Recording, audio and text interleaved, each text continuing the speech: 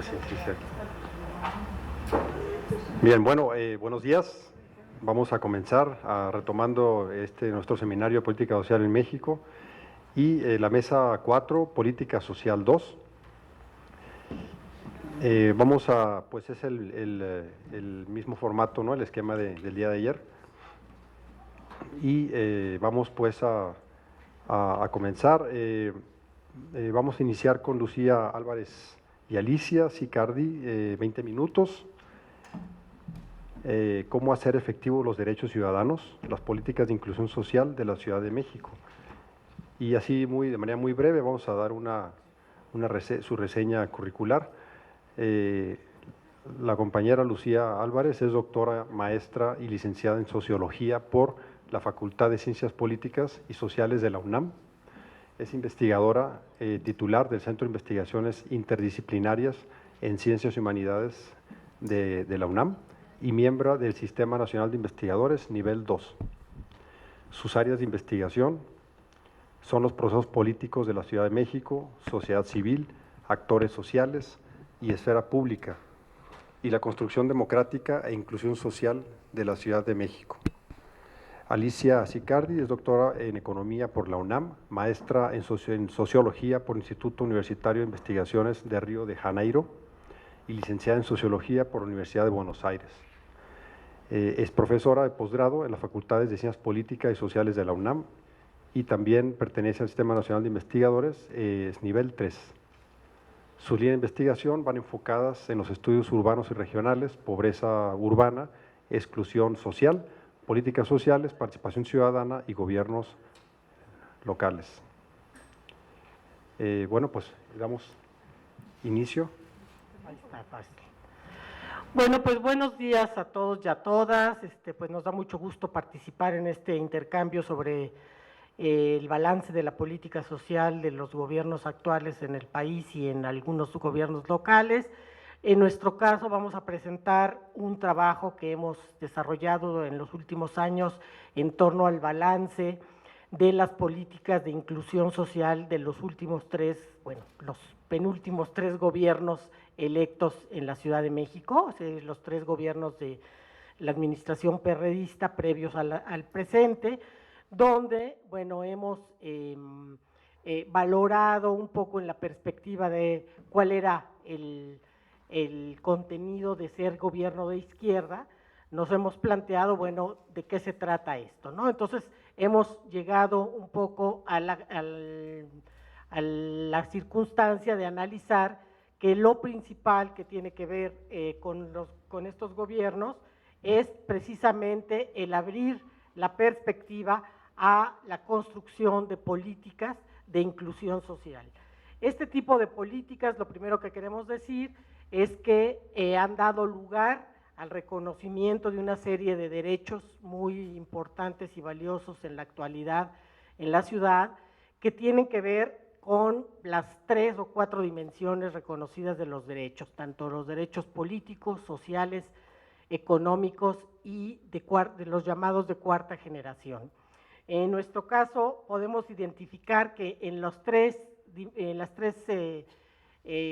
administraciones a que nos referimos, estos derechos se han implementado, se han construido de diferente manera, poniendo énfasis en uno u otro gobierno.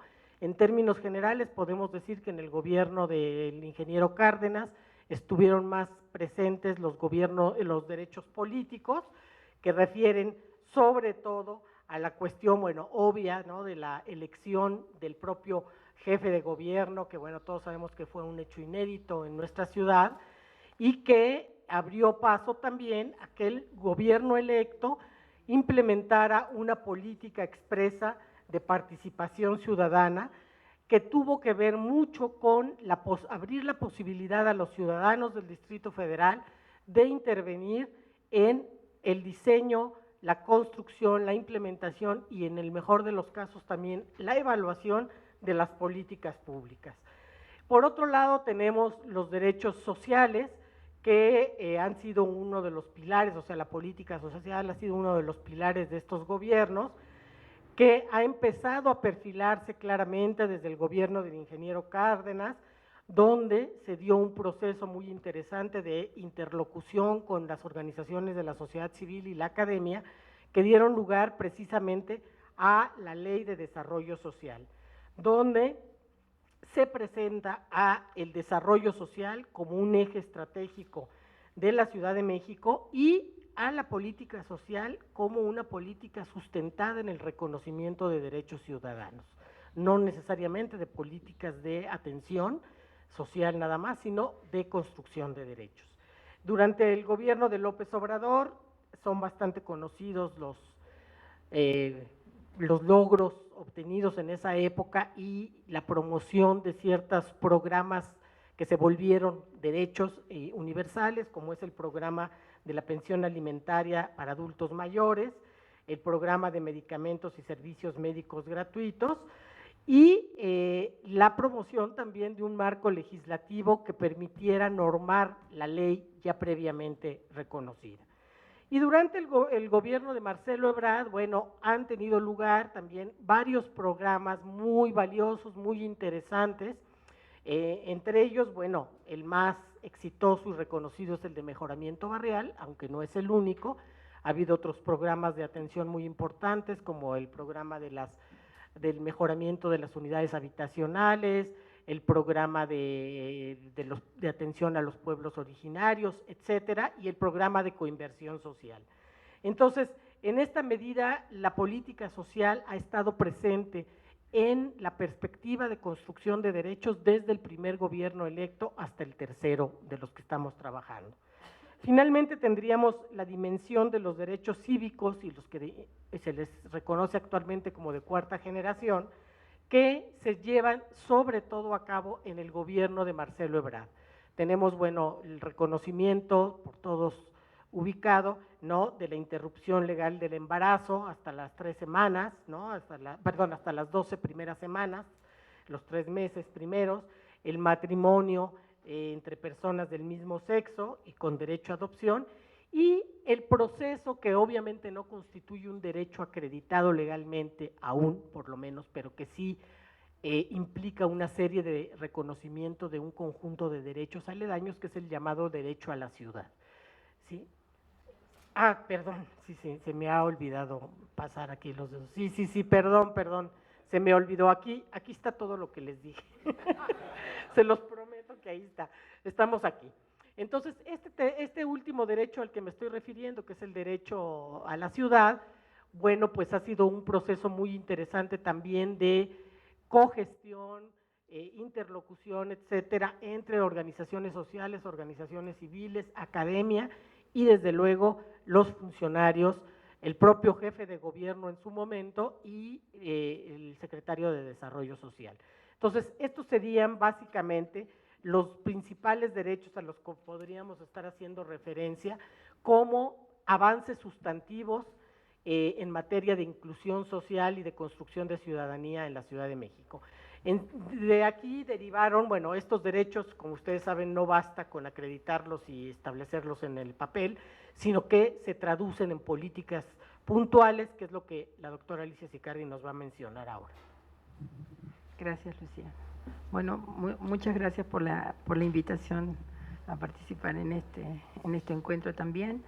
Y bueno, como dijo Lucía, nosotros lo que tratamos de hacer es un análisis de las coincidencias y diferencias que ha habido entre los 3 primeros gobiernos de la coalición de izquierda del PRD con el PT en el gobierno de la Ciudad de México.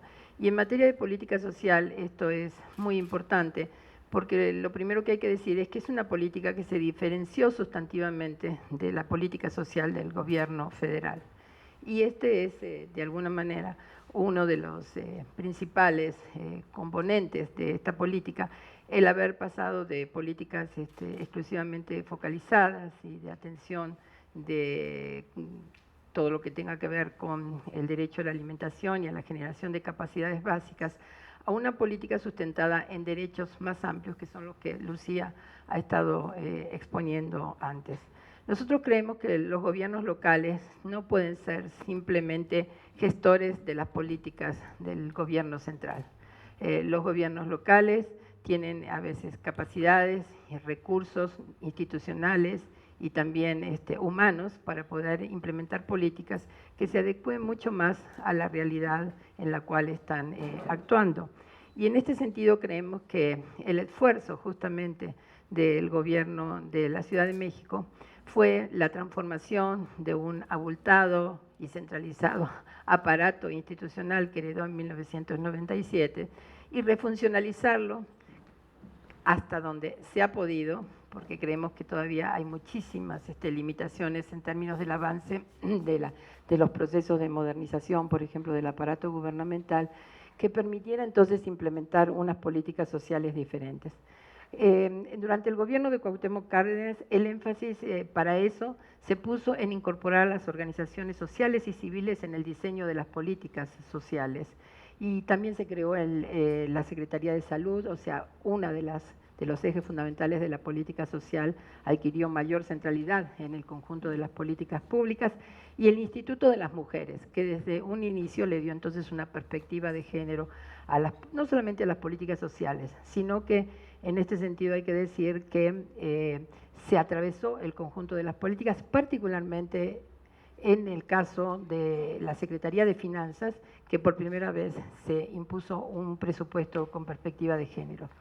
Durante el gobierno de López Obrador, la estructuración de los programas sociales fue el eje del conjunto de las políticas públicas.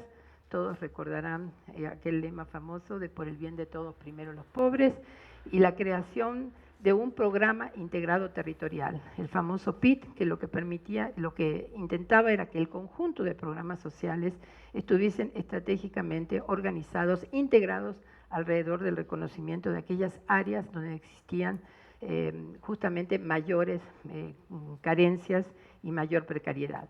El PIT eran 10 programas, por supuesto que el más importante fue el de adultos mayores, que significó realmente el reconocimiento del derecho de una población que al final de su vida carece de seguridad social y que requerían por lo menos tener un mínimo, ¿no es cierto?, de recursos para no solamente para garantizar su alimentación, sino también recursos para garantizar su salud. Este fue otro de las dimensiones del programa que fue de las más importantes. Todos sabemos la crítica ideológica que se hizo a este programa hasta que finalmente a nivel nacional se aceptó como tal la posibilidad y la necesidad de hacerlo. Y con Marcelo Ebrard lo que ocurrió fue que también se enfatizó toda la cuestión de los criterios de género y se recuperó el espacio público como uno de los programas fundamentales. La idea es que justamente el espacio público cumplía un papel muy relevante en términos de la reconstrucción de un tejido social que está bastante dañado en nuestra ciudad, pero lo que se fomentaba era todo un proceso organizativo. Voy a ir pasando aquí las láminas. En realidad, yo creo que justamente las políticas sociales que se llevaron a cabo fueron políticas no de atención a la pobreza, sino de inclusión social.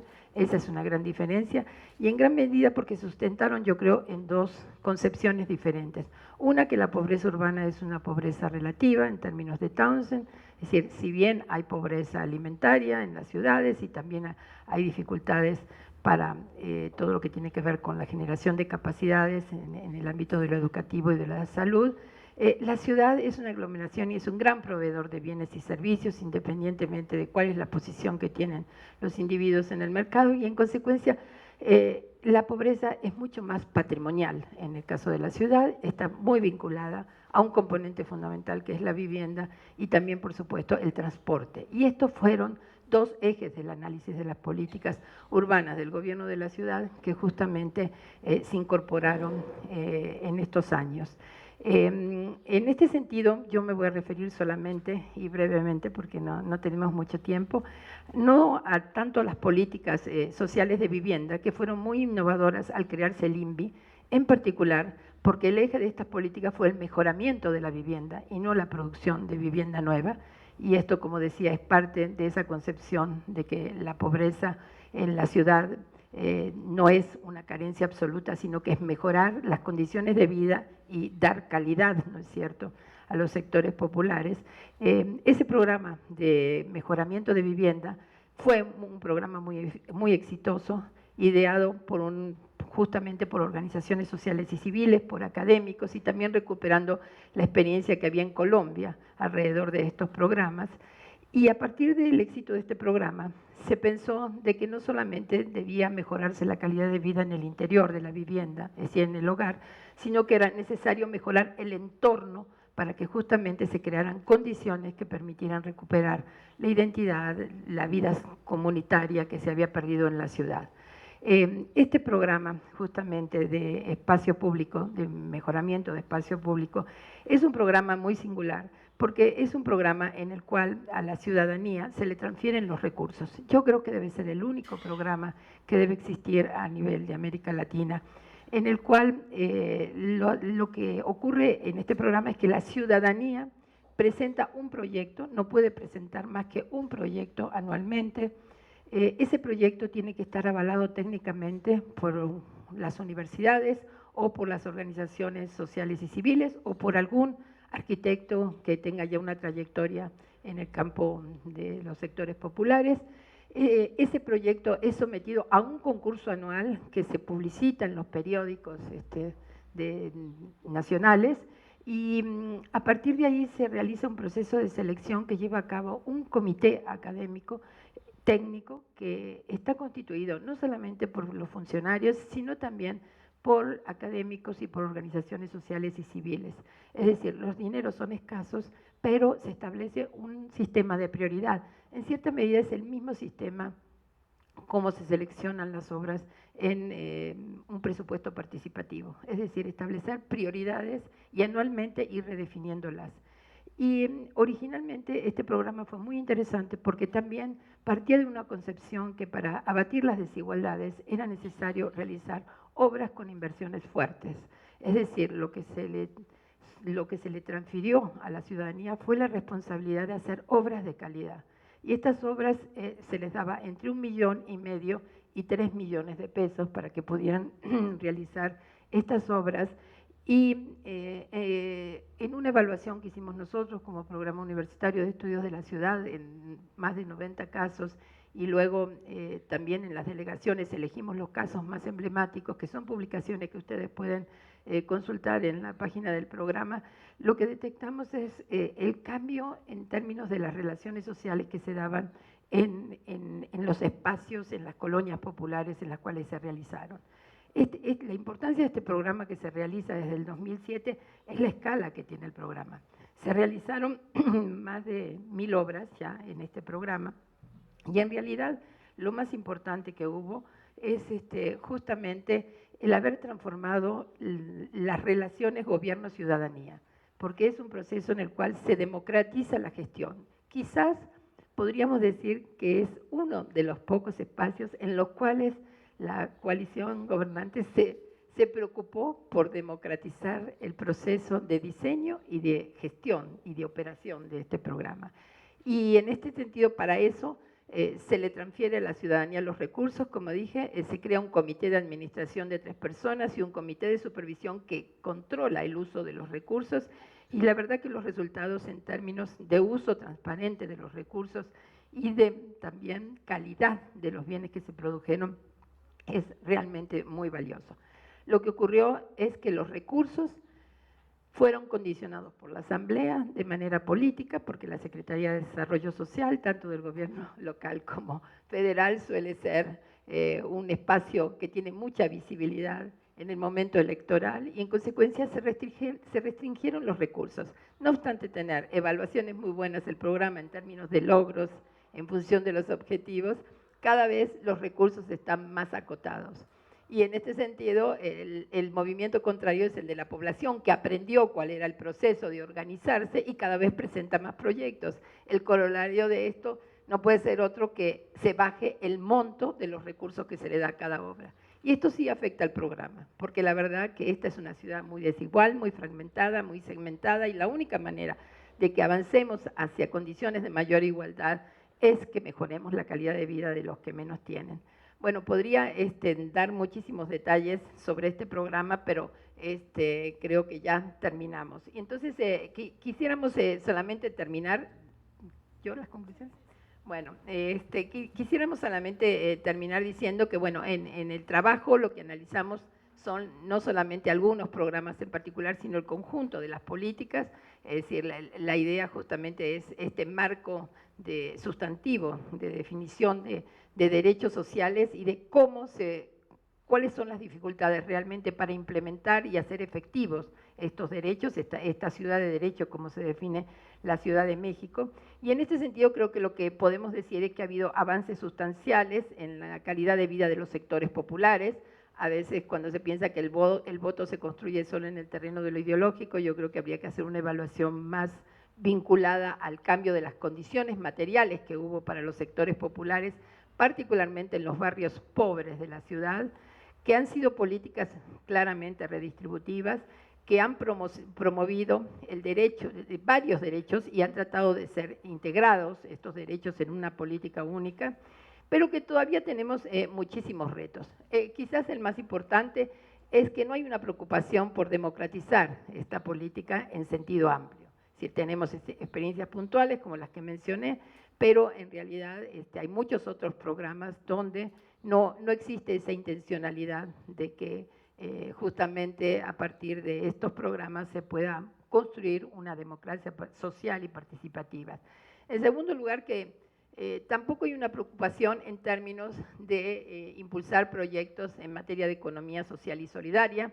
Tenemos como dos carriles diferentes de parte del gobierno, un carril vinculado a la economía de la modernidad, ¿no es cierto?, que lo que está haciendo es promoviendo que todas las actividades inmobiliarias permitan la obtención de grandes ganancias y en consecuencia tenemos una economía muy dinámica que genera un empleo no de calidad, pero sí masivamente, pero no tenemos experiencias importantes en materia de economía social y solidaria.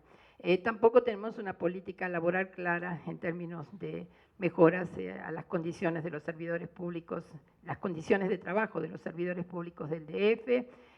Creemos que también la política fiscal debiera transparentarse muchísimo más. Por ejemplo, en el caso de la política de desarrollo urbano que nosotros analizamos en el trabajo, hay unos mecanismos de transferencias de plusvalías que debieran ser unos mecanismos transparentes, como se hacen en otras ciudades, es decir, se capta plusvalías por la realización de obras, se localizan en otras áreas que las requieren para que haya mejor calidad de vida para todos, y eso no es así. Y por último, que nosotros creemos que no se ha avanzado prácticamente nada en términos de desconcentración hacia las delegaciones, una desconcentración con una institucionalidad fuerte y democrática. Es decir, no se trata de dar más poder a sobre todo a los jefes delegacionales, sino generar también mecanismos de control social que nos garanticen que efectivamente estas políticas sociales van a lograr los resultados para los cuales fueron diseñados. Bueno, muchísimas gracias. Muy bien, gracias para que las compañeras Alicia y Lucía, con su interesante ponencia. Bueno, pues vamos a movernos porque sí, vamos, bueno, viene en tiempo un poquitito, nada más 10 minutitos atrasados, pero ahorita nos recuperamos.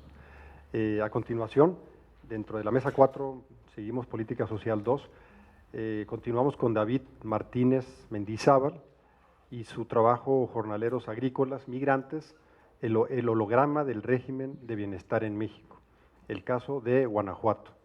Y bueno, aquí la reseña del doctor Martínez Mendizábal es doctorado en Ciencias Sociales por el Instituto Tecnológico de Estudios Superiores de Occidente, el ITESO, maestro en Educación por la Universidad Iberoamericana León y licenciado en Comunicación por la misma universidad.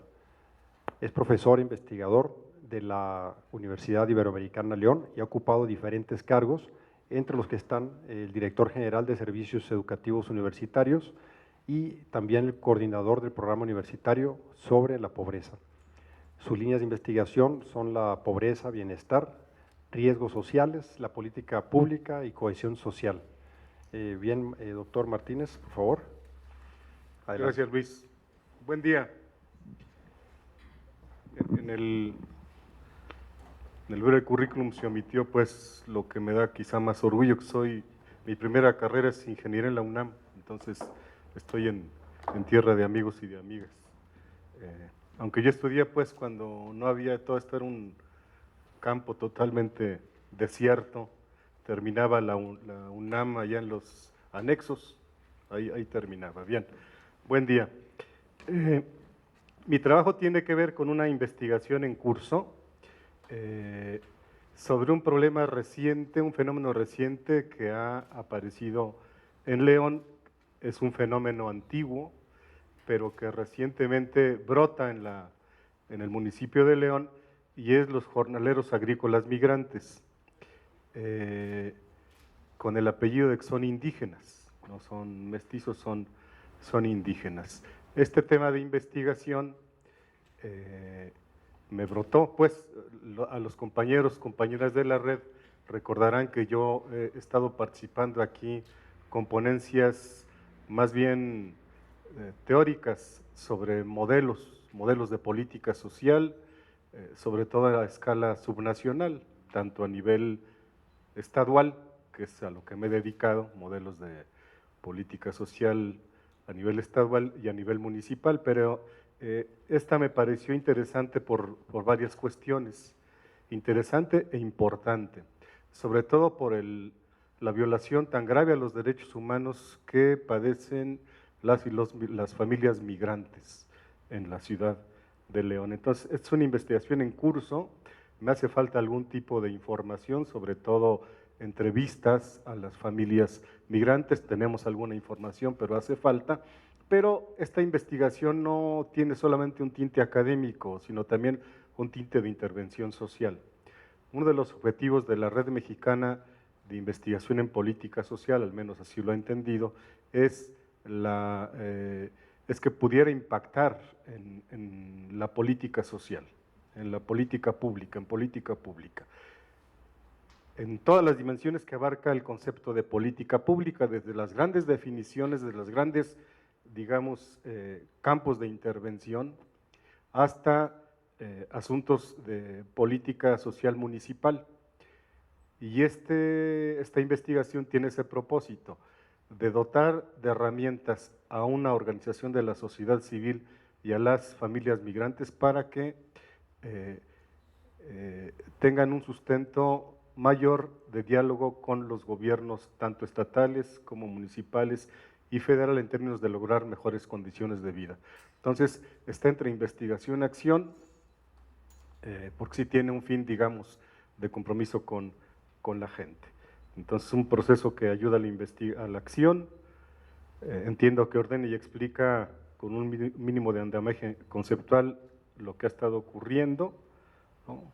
Ubica al fenómeno en un contexto explicativo más amplio y ayuda a la gestión de condiciones más dignas para las personas. Son 3 partecitas, puros telegramas voy a enviar. Estas partes son el referente conceptual, el fenómeno de las familias migrantes y las acciones públicas que se han desarrollado allá, que han sido mínimas, a pesar de que hay un programa de atención a jornaleros agrícolas, el PAJA, con reglas de operación muy completas, muy integrales, pero que anticipa una de las conclusiones: no se ven absolutamente nada en los campos agrícolas de León. Hay una violación flagrante a los derechos sociales de la gente y no hay intervención pública. Si no es por esta organización que está ahí, que aparece abajo en esta diapositiva, el Centro de Desarrollo Indígena Loyola, pues no hubiera habido ninguna acción pública. Entonces, la modificación de políticas públicas se puede hacer quizá dotando de elementos conceptuales a los tomadores de decisiones que decimos, pero también se puede modificar la política pública desde abajo, presionando con un elemento de gestión y de presión política a las autoridades para que se pongan las pilas y atiendan los problemas de la localidad. Bien, para los jóvenes, las jóvenes que están aquí presentes, debo decir que en los años 60 y 70 se estudió más o menos de manera profunda el fenómeno campesino, y para los que peinan canas Esta diapositiva les traerá recuerdos porque son clásicos de la literatura de problemas campesinos. Luisa Paré, Arturo Warman, Roger Bartra, ¿no? Alonso Aguilar, todos ellos trataron el asunto de la proletarización campesina, de la descampesinización, es decir, los campesinos sin tierra, de la transferencia de plusvalía del campo a la ciudad, en términos del papel que jugó el campo en el modelo de desarrollo desarrollo adoptado por el país de sustitución de importaciones, ¿no?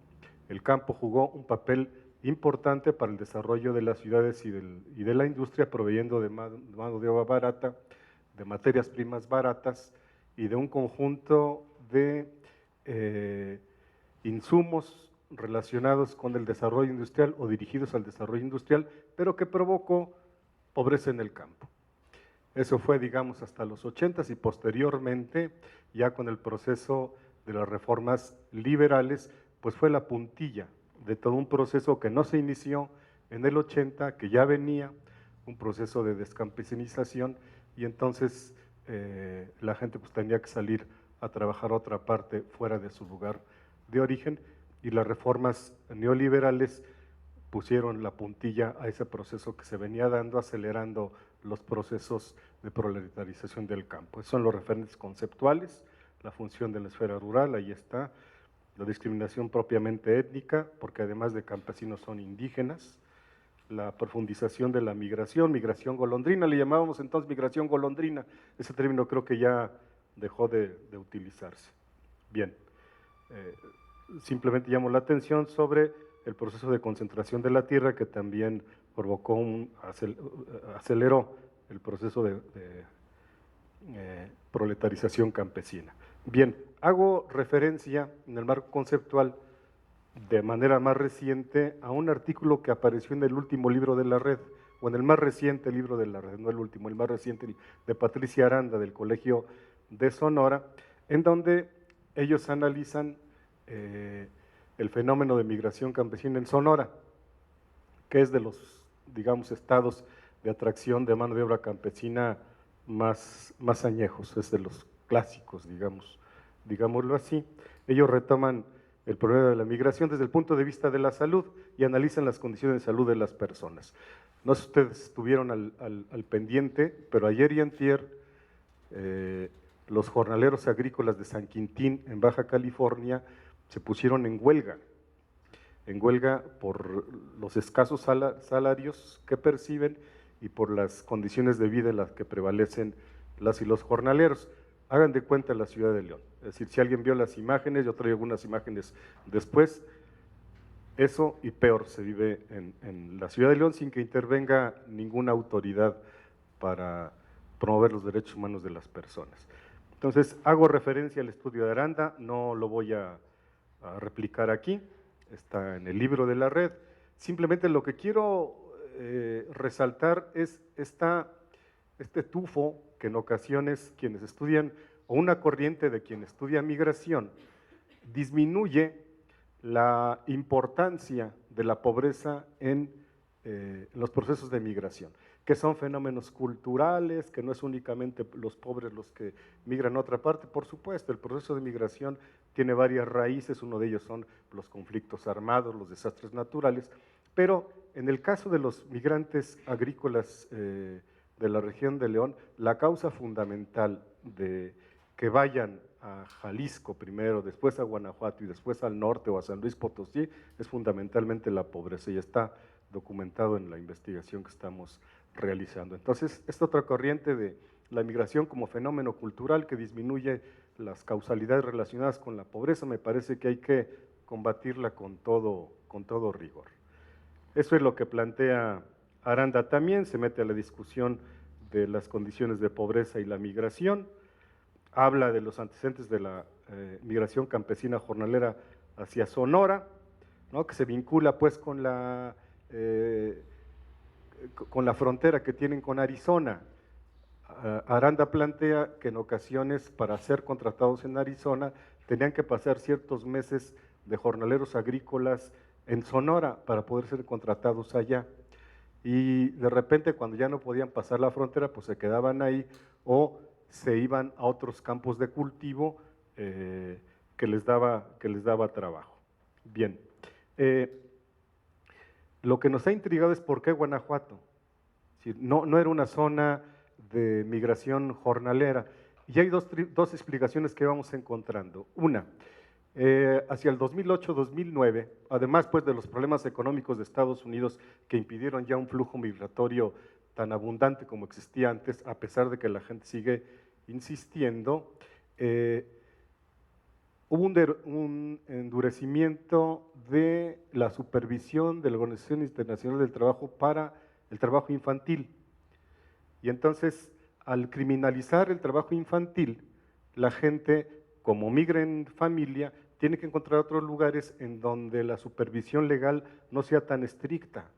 Y entonces fueron encontrando en los campos de Guanajuato, pues, que es una contradicción, pues, menos supervisión legal. De hecho, actualmente, incluso les dan el pitazo cuando van a hacer revisiones laborales, les queda el trabajo, ahí vienen, y entonces meten a los niños a las casas o a alguna otra parte donde no se vean y siguen trabajando puros adultos para que la revisión tenga palomita. Entonces, ante el endurecimiento, pues, de las condiciones de vida de la supervisión laboral en el norte, encontraron lugares ahí cerca de León.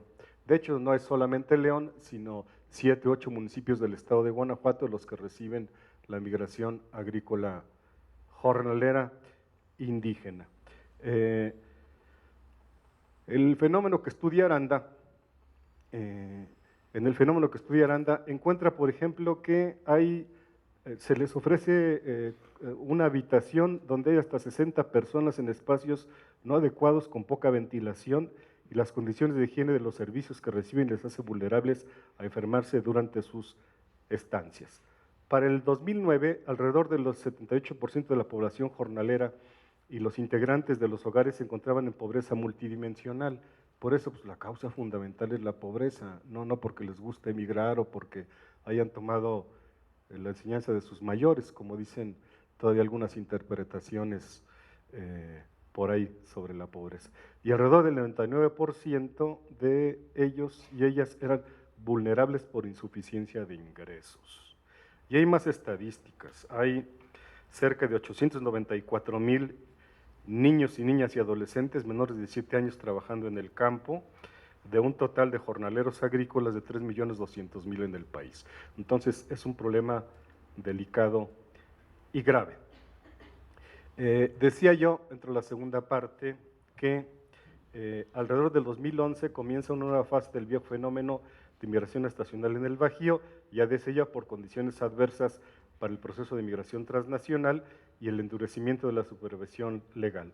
Con esos dos busca la gente lugares a donde ir a trabajar y encuentran en Guanajuato como una posibilidad de encontrar lo que no hayan en su lugar de origen. Y la contratación es muy particular, muy particular.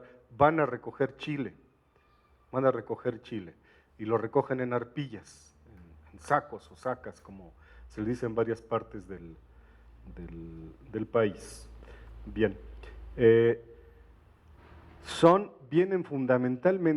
van fundamentalmente a la Costa Chica, vienen de la Costa Chica y de Cochuapa el Grande y Metlatón de la Sierra de Guerrero. Estos dos últimos municipios les sonarán.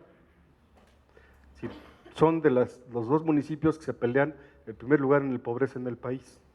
Vienen de ahí, vienen de Guerrero, y su origen étnico es del pueblo mixteco. Son las cifras del Coneval sobre pobreza, creo que todo el mundo las ha revisado. Simplemente el porcentaje de pobreza en los municipios donde van a migrar los indígenas a León es del 95% y 94%. Así está. La forma de cómo los contratan son una especie de outsourcing rural. Antes era un mestizo el que contrataba a las familias indígenas en sus propias localidades, pero ella es una persona también indígena que se habilitó como cacique del lugar, fenómeno muy conocido pues en quienes hemos he estado trabajando en ambientes rurales. Y lo que, desde la lógica del patrón, él no tiene responsabilidades sobre los trabajadores porque con quien tiene relación y con quien está contratando y dialogando para contratar mano de obra es simplemente con el intermediario, con el coordinador de los grupos familiares. Incluso este coordinador, que por supuesto le pagan más, se estrena camionetas cada año, cada 2 años, provee de servicio incluso de transporte, ya compró un par de camiones ahí y se los alquila a la gente, le cobra el pasaje para llevarlos de un lugar a otro. Pero digamos, un elemento fundamental que tenemos que investigar mucho más es la relación laboral. La relación laboral, ya están trabajando los abogados para ver qué se puede hacer al respecto, pero sí, desde la lógica del patrón, él no tiene responsabilidad sobre las condiciones de vida de las familias, porque él, quien contrata, digamos, es a una persona y esa persona se encarga de contratar al resto, digamos, de las cuadrillas de familias indígenas. Las familias trabajan jornadas de 10 horas y su pago es de 20 pesos por arpilla recolectada de chile que pesa 27 kilos. Se calcula que ganan entre 100 y 200 pesos diarios, cantidad que es, obviamente, no la obtendrían, sí, gracias, no la obtendrían en sus lugares de origen. Se puede observar niños y niñas que a rato se meten a los campos para ayudar al padre o a la madre, o a los hermanos mayores y el resto del tiempo juegan a la orilla de los terrenos. Los niños y las niñas más pequeños son acostados también a un margen de terreno del cultivo, en un hule o tela a pleno rayo del sol. Algunas imágenes, pues. Así uno ve a los niños y las niñas que están en los campos agrícolas.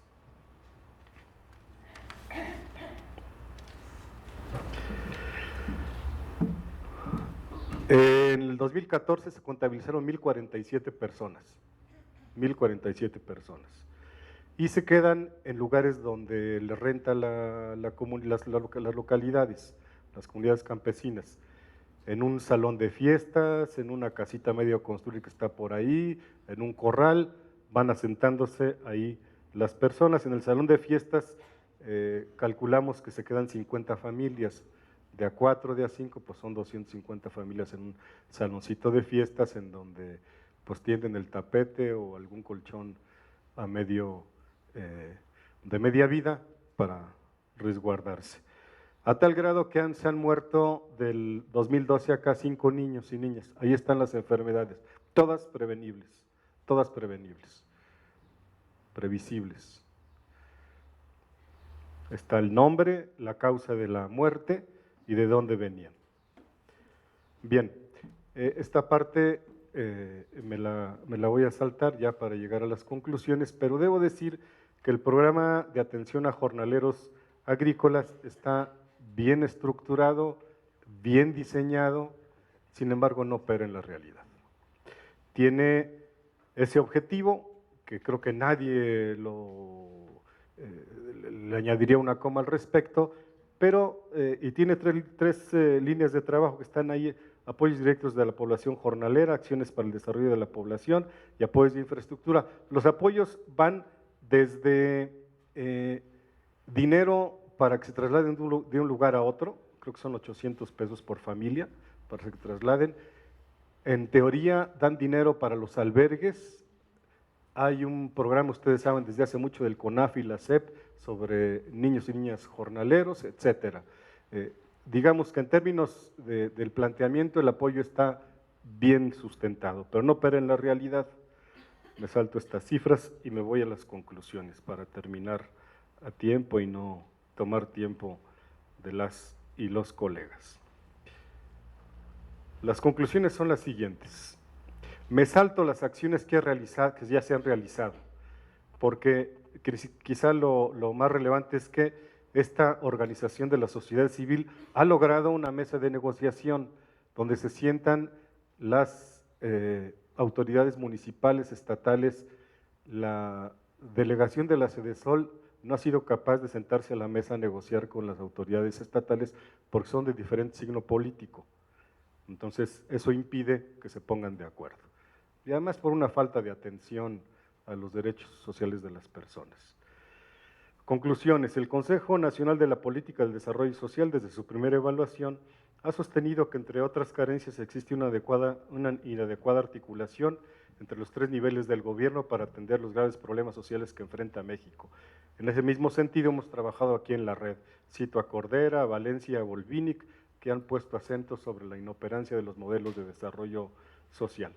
La política pública, y en particular la social, lejos de ser solo un ejercicio técnico instrumental propio de las actividades de planeación estatal, es el producto complejo de diferentes articulaciones. Yo he estado trabajando, para quien se acuerde, un modelito que recoge las principales características que definen una política social estatal, entre las que están una buena detección de los riesgos sociales, el hábitus gubernamental, las relaciones entre los tres niveles de gobierno, la articulación de política social. Y me parece que eso explica el fenómeno. Para una plena comprensión de las necesidades de las familias indígenas migrantes, de diseño de una política pública pertinente, se deben considerar los factores anteriores. Con ello se quiere subrayar la multifactorialidad del fenómeno y así evitar las recetas simples y superficiales. Sin embargo, la experiencia del Centro de Desarrollo Indígena ha abierto una gran puerta para continuar con la dinámica de trabajo ya iniciada y, junto con las familias indígenas migrantes, encontrar gradualmente la colaboración de empleadores, autoridades y sociedad civil organizada de cara al disfrute de los derechos sociales que les corresponde. Las condiciones laborales de salud, vivienda, alimentación y educación que padecen en sus lugares de origen y durante su periplo migratorio son elementos suficientes que deben alimentar la indignación como impulso para encontrar caminos alternos. Desde hace mucho tiempo, esta parte de la población mexicana, que tradicionalmente ha sido vulnerada en sus derechos sociales, merece contar con las condiciones que le hagan contemplar a la migración como una opción y no como el único camino de sobrevivencia. En años recientes, la problemática de trabajo infantil ha cobrado visibilidad pública, pero su abordaje desde la esfera pública manifiesta un discurso prohibitivo sin una perspectiva integral.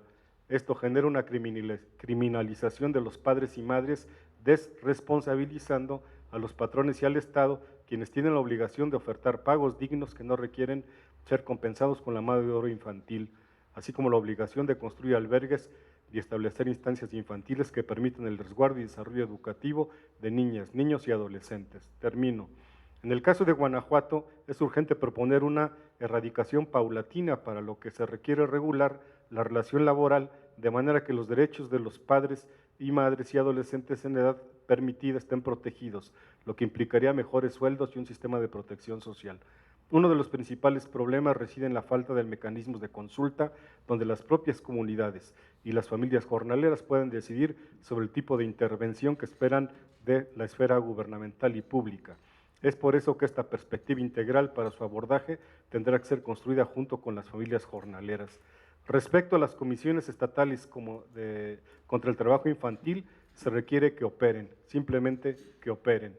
Por eso, en este artículo se sostiene que la problemática de la migración indígena jornalera es una muestra fiel del holograma característico del régimen de bienestar o malestar en México, al conjuntar diferentes tipos de violaciones a los derechos sociales: pobreza, precariedad laboral, vulnerabilidad para la niñez, vulnerabilidad en traslados riesgosos, discriminación étnica y violación a los derechos humanos de las mujeres, ni más ni menos un ADN propio de la situación nacional. Gracias.